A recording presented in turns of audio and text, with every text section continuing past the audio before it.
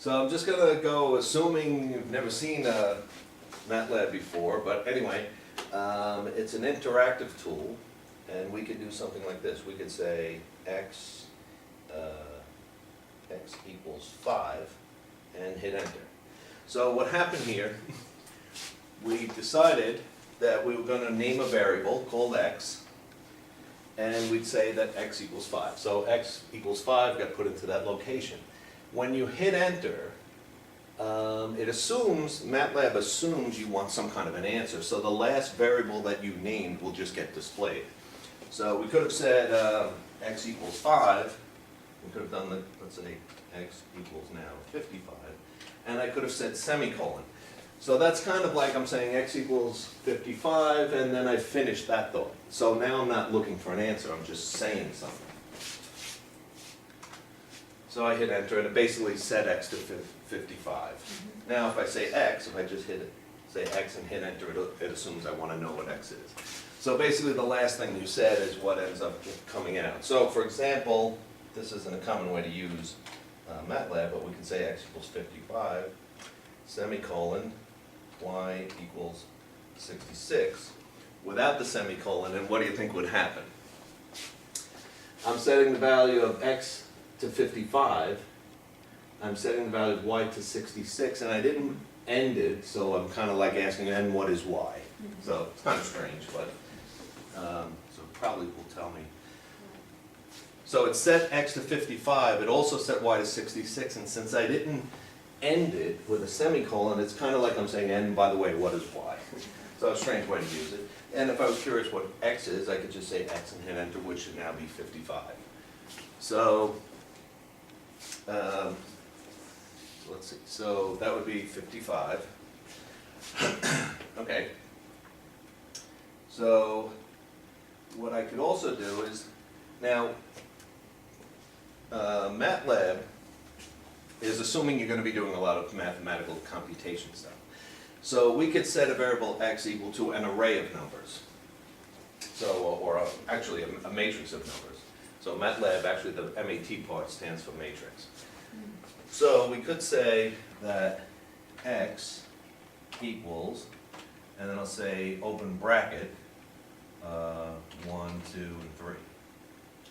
Wait, this is space 1, 2, and 3, with a closed bracket. And now what I've done is I've made an array, a vector of numbers, a one-dimensional matrix, which is a vector, 1 and 2 and 3. So now x has 3 fields to it. Okay? So then what we could do is, if we wanted to, suppose I wanted to say x equals the numbers 1 through 10. Okay, well that would kind of now involve a lot of typing, right? And we're going to be using big numbers. So what we could do is we could say x equals 1 colon 10. So as you can imagine, that'd be shorthand. We might want like a vector of 1,000 numbers. We don't want to sit there going 1 space, 2 space. That'll take all day. So this is kind of like saying x equals 1 through 10. And because I didn't say semicolon, it's also like I'm saying, and what is x equal to? So it's the vector 1 through 10.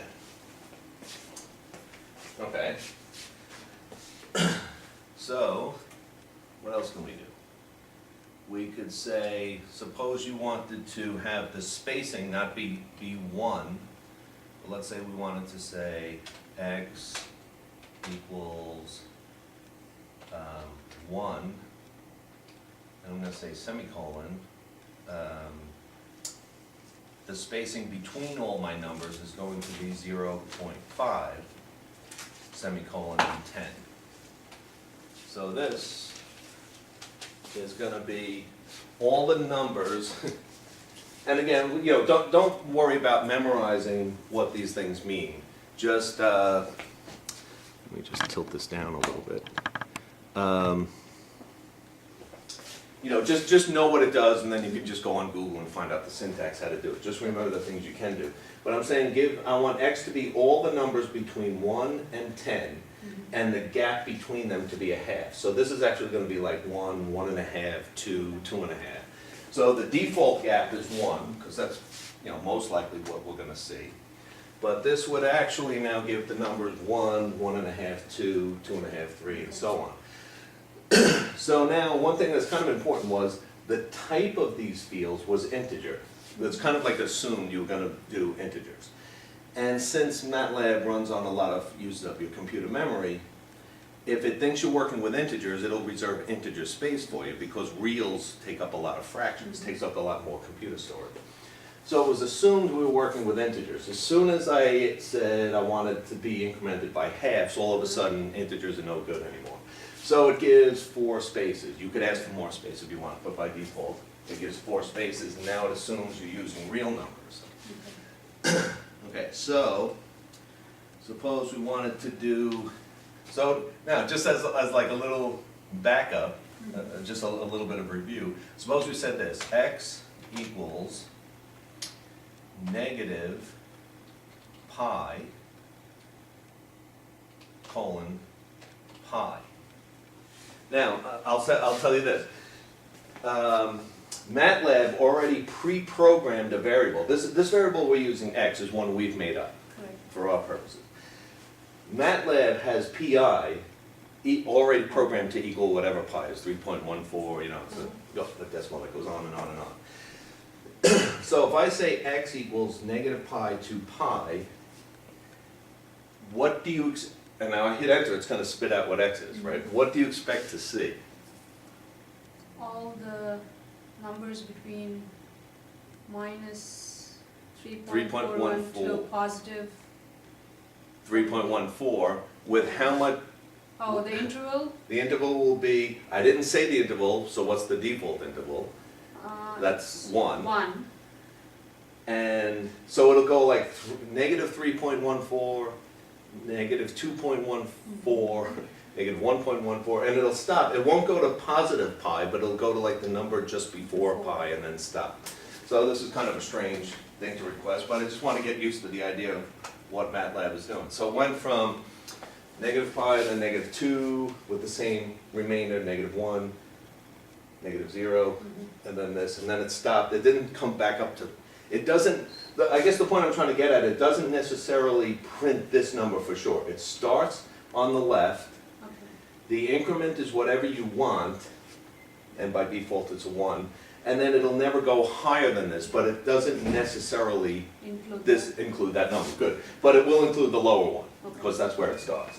Okay, so that's good to know when you're debugging problems. Okay, so suppose we had this be pi. These are all the values of x between negative pi and positive pi. And now suppose we made another vector, y equal the sine of x. Oh, and I also printed it out. Okay. So I don't know if you remember from whatever, calculus 2, sine like starts at 0 and then it goes up and down and it oscillates on the range of pi. So this ends up being the values of the sine of these values. So now we have 2 arrays in our computer memory, x and y ended up being a function of it. So we're going to get to this in a little while. So so like we said before, pi was a predefined constant by Matlab. Sine is a function that Matlab gave us. Right? We didn't tell Matlab what sine is, so it knows what a function is. And we'll write a function in a little while. So we create, because we had a vector of 1, 2, 3, 4, 5, 6, 7 values, and then we said y. Now Matlab, this could end up being one integer, it could be an array of reals, it could be whatever you're telling it to fill it in with. It took the 7 values of x, figured out what the sine is, and assigned that to a vector called y. So now we can plot,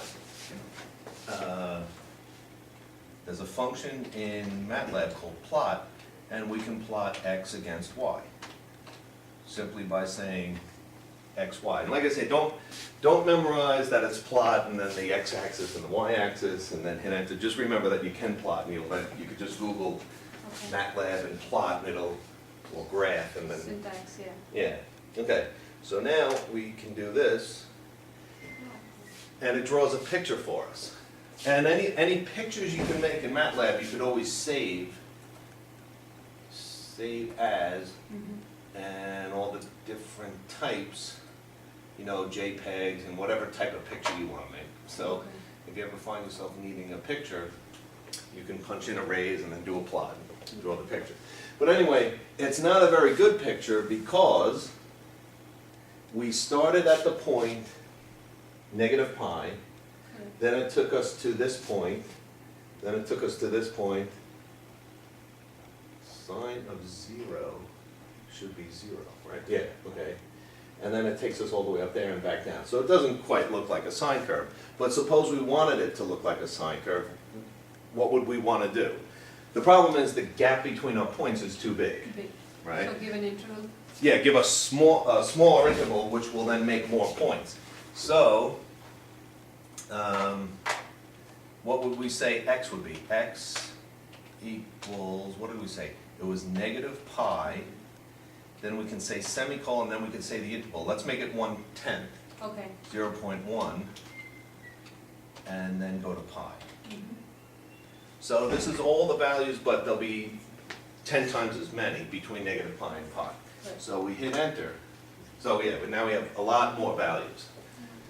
Right, we started here and then we subtract 1/10 all the way. So we still didn't get to pi, but we came pretty close now, a lot closer than before. So what if we plotted x? X is now this vector, and y is the way we left it before with only, what was it, 6 or 7 points. Yeah. If I plotted x against y right now, what do you think would happen? So x would have much more values. Right, x would have 10 times the gap, probably 60 values, and y has like 6 or 7 values. Correct. So could it draw a picture plotting 6 values against 60? 60. So there'd probably be some kind of an error, because something telling us like the dimensions don't line up. But let me try it anyway. Plot x against y. Vectors must be of the same length, okay? Right. So let's just regenerate y based on the new x. Okay. So we'll say y equals sine of x. So it takes the new vector and then figures out the value. So here's all the values of y. And now we can, now that their dimensions line up, we can plot. We can plot x against y. And see what happens.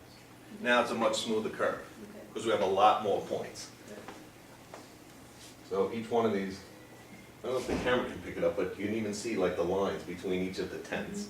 And if we made it the gap be 0.001, it would be an even smoother curve. Smoother curve. Okay. So it always picks up the previous value unless you specify a new value for the variable.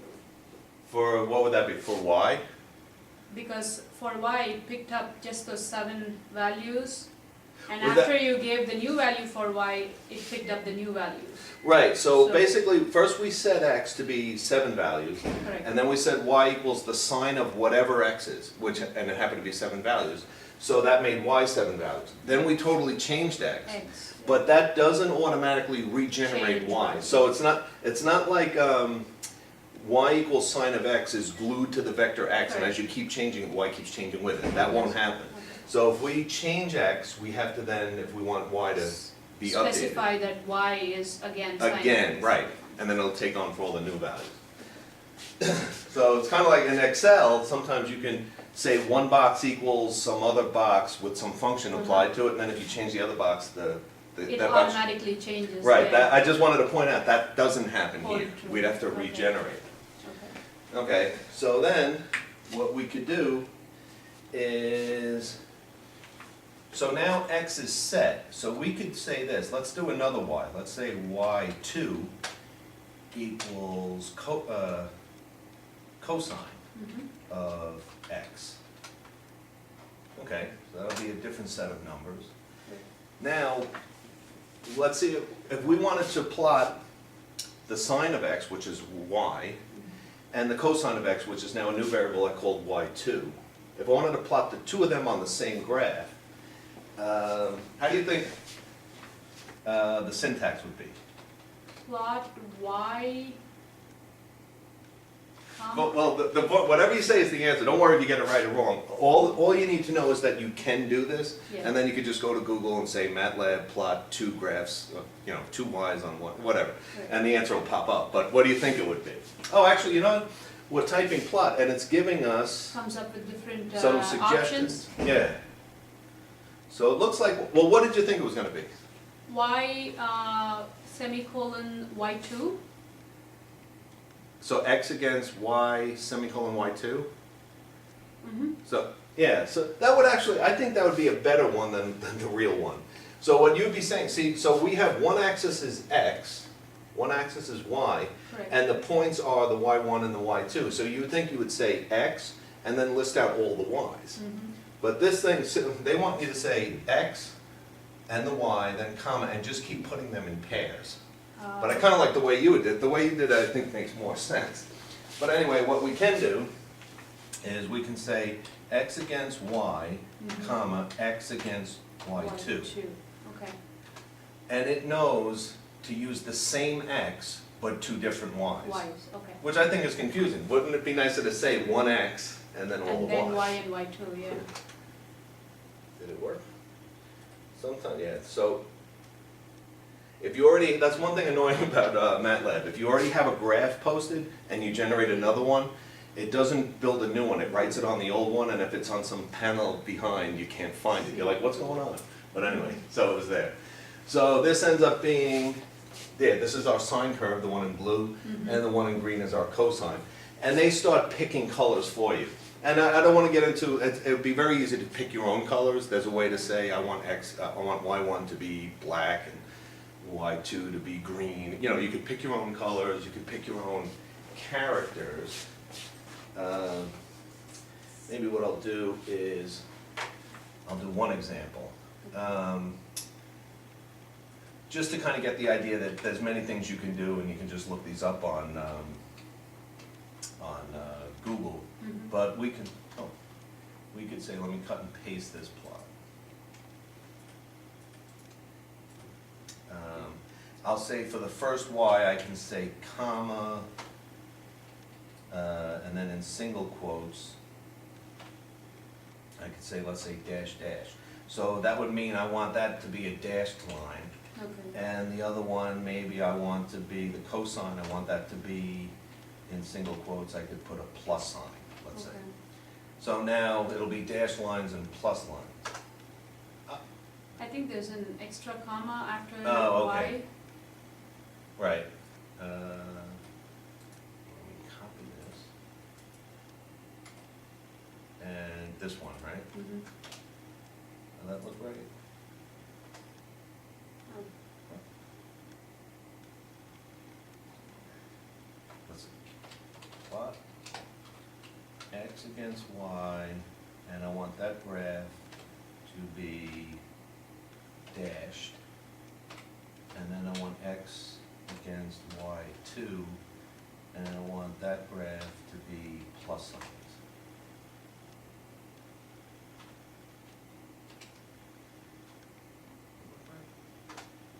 Okay. Yeah. And the graph is here. So, you know, you can then decide what you want the characters to be. There's also ways to change the colors. There's a lot of options you could do. Okay. But then it makes the command like very, very long, Correct. which is fine, but maybe in the end the picture is important. Better, yeah. Okay, and then just maybe one other thing while we're on the topic of generating graphs. We could talk about, one little side thing I wanted to just point out. Mhm. As we're setting variables, you can change, like we've said x and then we change x to something else later. What do you think would happen if I said pi equals 50? That's not the value of pi.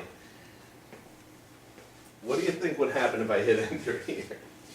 So one of two things, either pi would become 50, which is kind of dangerous because then people start using pi and it's the wrong pi. Or maybe MATLAB should say, no, pi is very special, you can't touch it. What do you think would happen?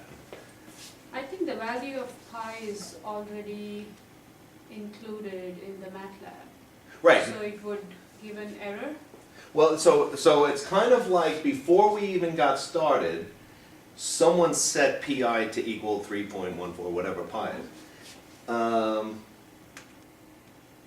But would it allow us to change it? Or would it say, no, that's a special, That's a special. I don't would think have thought that it would not allow us to change it, but it does. Oh, wow. And now, if you say, if you say, was it radius? Radius equals 4,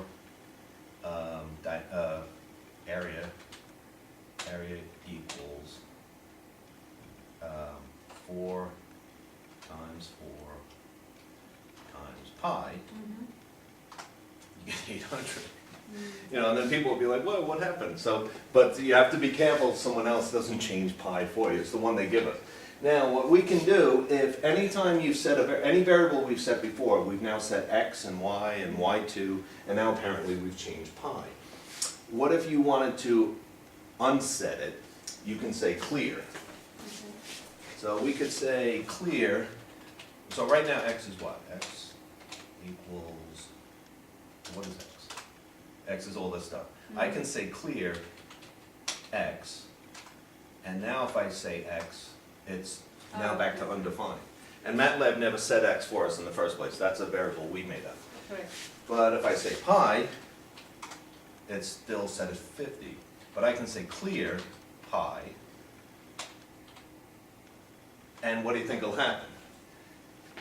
Because it's part of the Matlab, the pi, the variable. Yeah, it will go back to pi. Pi.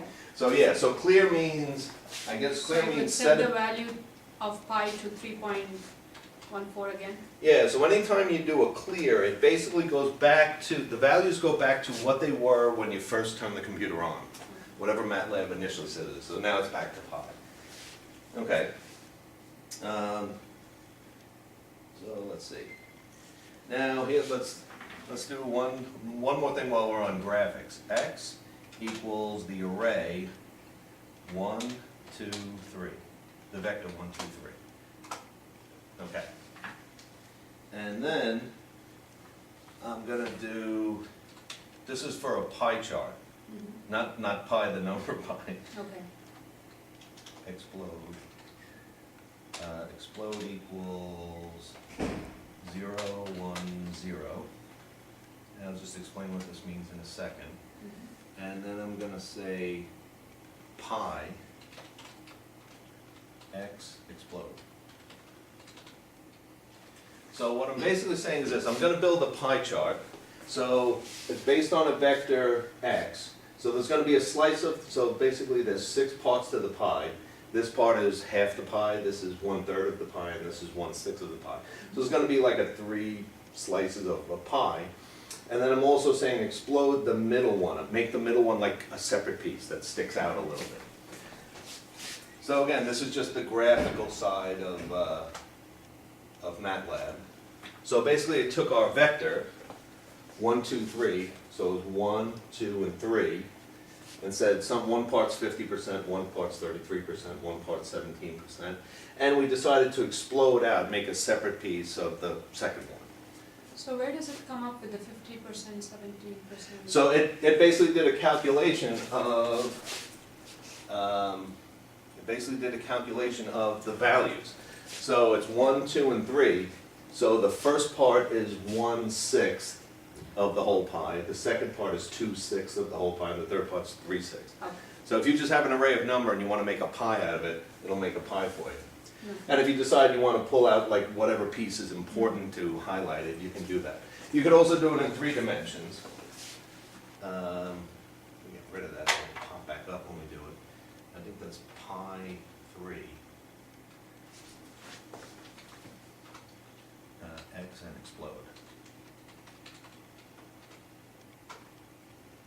No. So it kind of made a 3-dimensional pie with a slice pulled out. And then, you can take pictures, save these pictures if you want.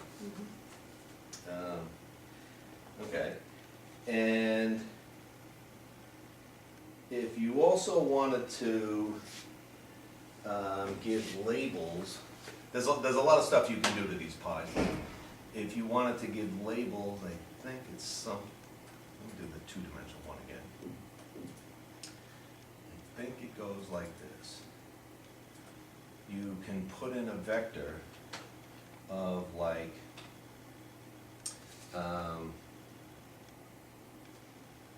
you could put in a vector of like strings to put on the labels. Mhm. So you could say like,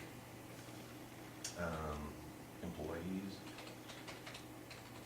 Oh, okay. employees, equipment, and profit. In single quotes.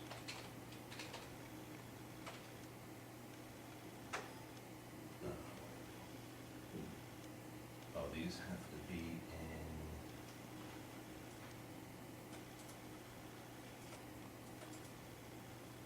These have to be in braces.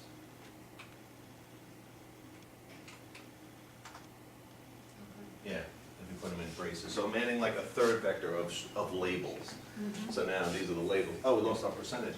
But you could, as you can imagine, you could add the percentages. You can just keep adding to it. It just ends up making this pi function more more parameters you have to add. But you can obviously just look up on Google what, whatever it is you eventually need. But you can make pies like that. Mhm. Okay.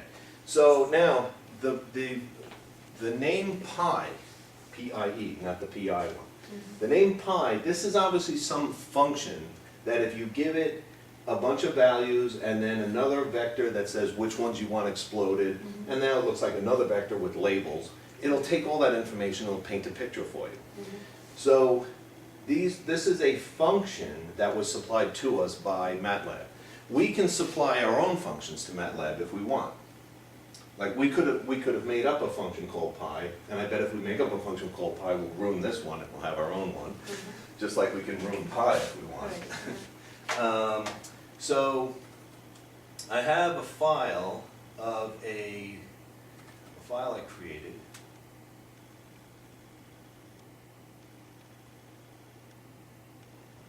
Sorry.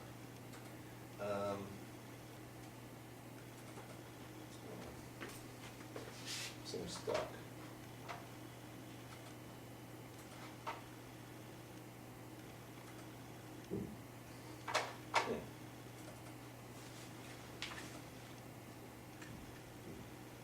Oh, my Matlab just went down.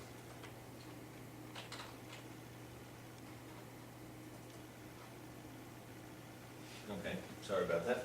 But anyway, what we can do is if we want to define our own function, what we can do is we can create a separate MATLAB file. So all the MATLAB files end with the extension .m, a small m.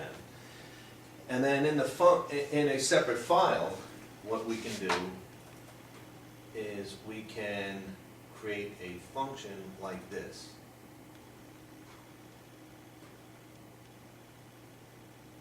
Let me do the famous factorial function.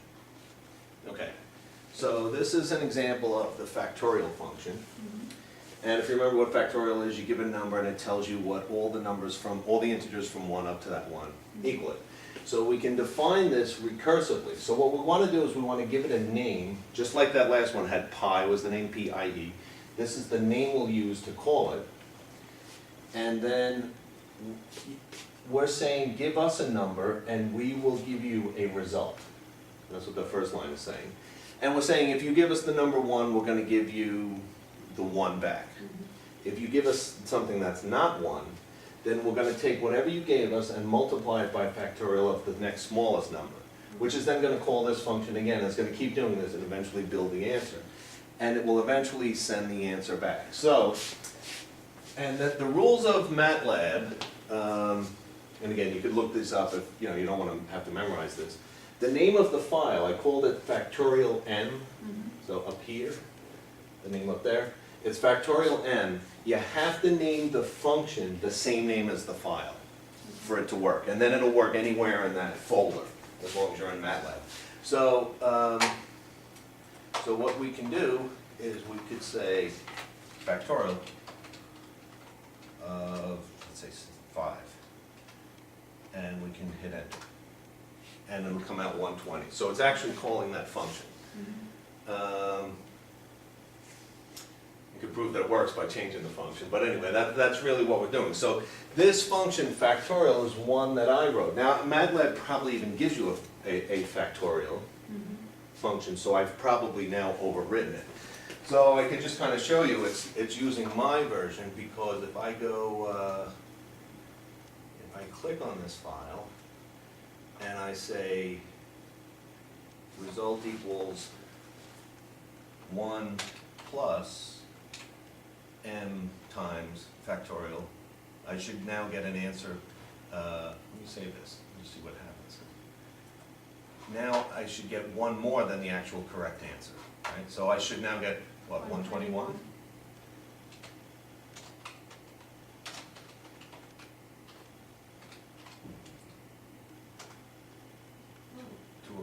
Why did that happen? Well, let's see, why does that happen?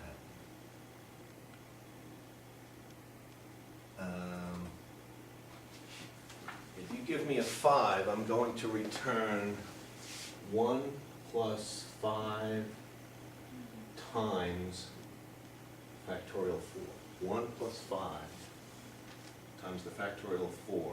Then the factorial 4 is going to be 1, oh, so the next one gets multiplied by 5. So yeah, so maybe that explains why it probably makes sense that answer's come out. But I'm just showing you that however I define factorial, whether I define it correctly or not, that's what's going to come out. So here's another function, a simple function, that so the idea is once you create a function like pi, the PIE one, it's there for other people to now come along and use. So this is a function that simulates rolling a dice. So the name of the function is roll dice. This is the list of, so sometimes a function takes input, right? Like, so the pi function, the PIE, you have to give it the x vector plus the, you can explode it if you want. Exploding's optional. Labels are optional. So you give it all this stuff and then it gives you an answer. Sometimes you don't have to give it any input. It just does it. Like, we're just going to simulate rolling a dice. So we don't need any input. You just roll the dice. But you still have to say my parameters are no parameters. Like, I don't expect any information. I'm just going to do my thing. And then when I'm done, I'm going to give you a result. I'm going to eventually return a result to you. So, this is now a Matlab function called rand. So if you Google Matlab rand, let me just do that anyway, just to get us used to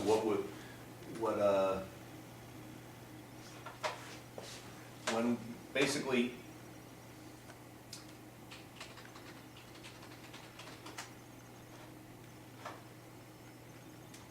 so basically, you don't want to have to memorize the syntax of Matlab. You just want to know what it needs to do, and then when you go looking for it, you can just kind of find it. So, Matlab rand. And you click on it, and this is the company that makes Matlab. So there's many ways to use rand. One is to say rand alone. And rand alone gives us a random number on the interval between 0 and 1. You can ask for an array, a vector of numbers between 0 and 1. You could change the range that you want it to be on.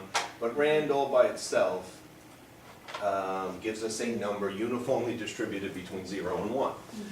So D, I picked D because it's the first letter of the word dice. So I asked Matlab, give me a number randomly chosen between 0 and 1. I say the result, the outcome of the dice is going to start off with 1. And then I made a variable called 1/6, which is just 1 divided by 6. And then for each sixth that the random number is, I give an extra number. So I say basically if the number is greater than 1/6, it's now a 2. So I take result and I add result plus 1. So now it's 2. If it's greater than 2/6, it's a 3. Greater than 3/6, it's a 4. 4/6, it's a 5. Greater than 5/6, that's a 6. The dice came out of 6. So now all I have to do is call roll dice, and some number between 1 and 6 will come out. Okay. So, so I can just now, because I define this function, a 5. Okay. Do it again. Now a 6 came out. Now a 1. So the dice rolled a 5, a 6, a 1. Okay. And so now our library has a roll dice function. Correct. Now we can call that as many times as we want. So I have another file. Not only can we type it,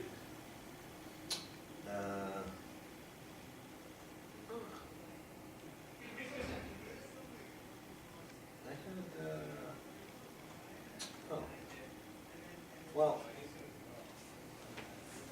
I had a file that rolled the dice many times. Like a simulation of rolling the dice? Yeah.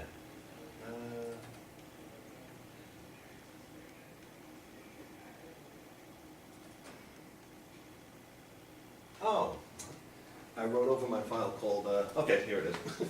I had a file that integrates and then I wrote over it. Okay, so here's what I'm doing is I'm saying I'm going to run, so here's kind of the beauty of Matlab, is that we can, once we know what we're doing, like rolling dice or something, we can now simulate rolling a dice 100 times. So suppose, now mathematically, if you were asked the question, what is the expected value of a dice? Hopefully that one's pretty easy. The 6 numbers, they each have an equal chance, so 3.5 is the expected number. But suppose you couldn't figure that out. What we can do is we can run a simulation 100 times. We say the dice sum is 0, and then we say for, we have a variable called I, so it takes on the values 1 through 100. Okay.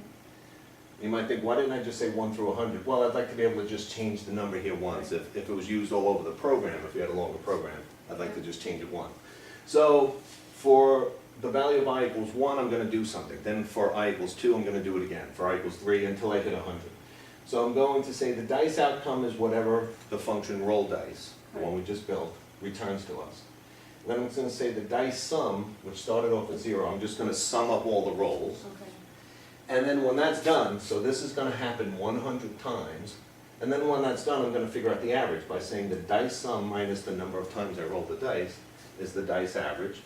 Semicolon means it's not, you're not going to see it. And then I'm just going to say dice average without the semicolon means I want to see what that number is. So running it 100 times, hopefully it'll be pretty close to 3.5. And if you remember, when you have a file with Matlab commands, by hitting that green arrow means run this file. Okay. So just hit that arrow. And where's our dashboard? So it came out to 3.59, which is pretty close. Let me run that experiment again.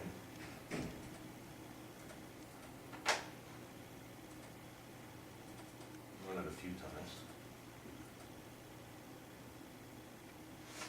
Let's run.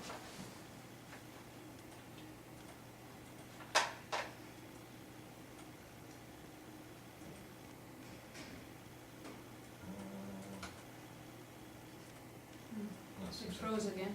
Yeah. Oh, okay, here it is. So now it's run a couple of times. So There. 3.51, another round of 100, 3.35. So, oh, this one got it perfect. 3.5. 3.5. So after 100 experiments, it hit the exact mathematical average. Correct. So yeah, so basically MATLAB can be used, what we'll do a lot in our class, because it's kind of a simulation class, it's a great tool to use.